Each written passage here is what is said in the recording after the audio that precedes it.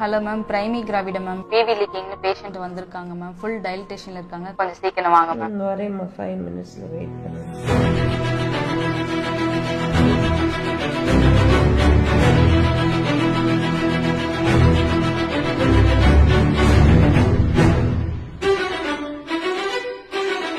Bowel pain is going to increase now.